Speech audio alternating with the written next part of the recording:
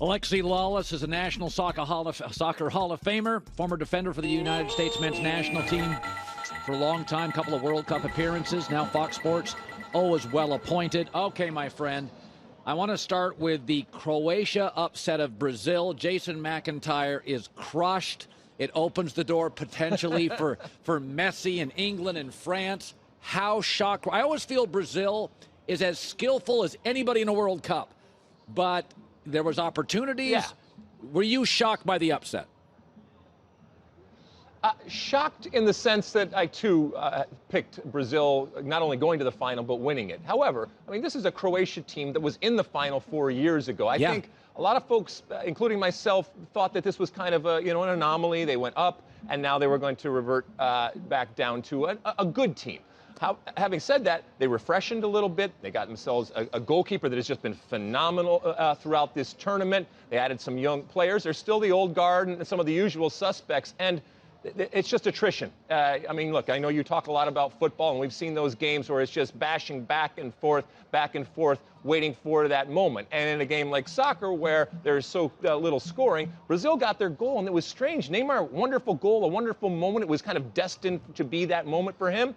And then they kind of felt entitled that was it. The game was over. And Croatia absolutely never gives up. They got their tying goal. They went to penalties. And again, in penalties, this team that is just so good in penalties, in particular, Livakovic, their goalkeeper, just shut them down. And just like that, poof, the Brazilian dream of winning a World Cup, the first one in 20 years, goes up in smoke. And I guess it is. I guess it is an upset, but this is still Croatia. And again, they're kind of back where they were 4 years ago. Well, England, France tomorrow.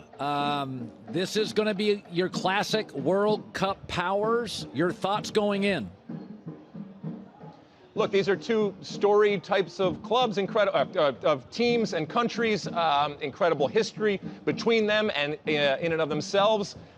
England is really interesting because, they have this song that they sing, It's Coming Home. Now, it hasn't yet come home when it comes to England for a World Cup since back in the 60s, and they believe that this is the team to do it. I don't believe it right now, but I'm telling you right now, Colin, if England were to beat France, which I think is just an incredible team, then they can beat anyone, and that song should be sung, and it should be getting louder. But this is a big, big, big challenge for them.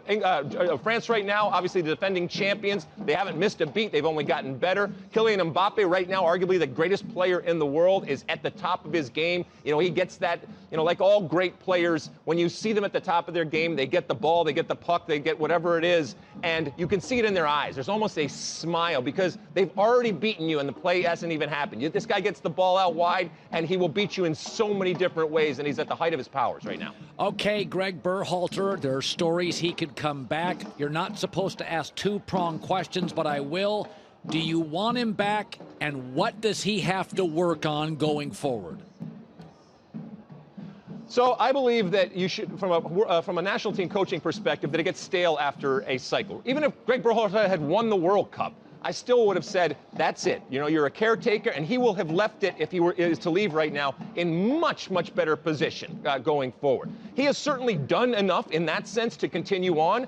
I just fundamentally believe that it gets stale. And in particular for Gregg Berhalter, he has taken these players, the young players, we've talked about it time and time again, how young and inexperienced they are, and he's taken them, and now they are very different, not just players, but different men. And I believe that you need somebody else to kind of take it from here going forward. It's not a slight on Gregg Berhalter. I would say that regardless of who it was. Now, the rumors going around are that they're already talking to him. We will see if that ultimately happens. And if it's Gregg Berhalter going forward, fine. I don't think it's the end of the world, but I do think that there's an opportunity right now to find somebody else to kind of take it in that next direction into 2026. But Gregg Berhalter absolutely has done enough to earn the opportunity to continue on in this position.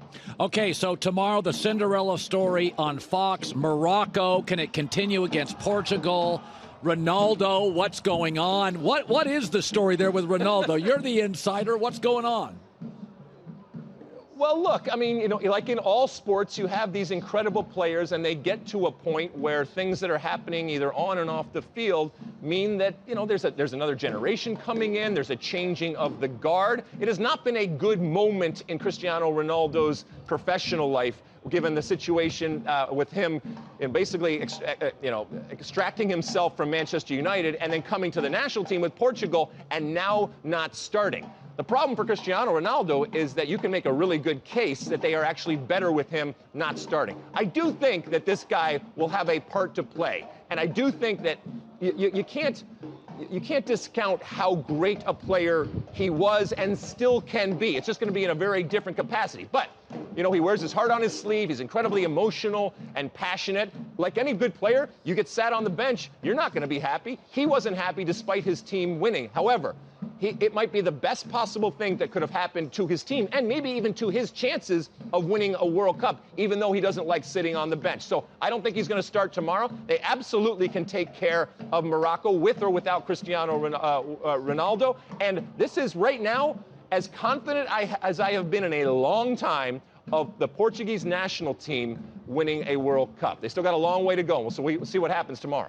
All right, Alexi Lalas, get back to the set, buddy. We always appreciate you giving us time. You're doing a wonderful job. Send my very best to everybody there. We're glued to it, and it gets to this morning. It started getting incredibly intense. Alexi, great seeing you. Hi, everybody. Thanks for watching. Subscribe here to get the latest from the show. Also, be sure to check out more of the best clips from The Herd or go watch a few segments from other shows on FS1.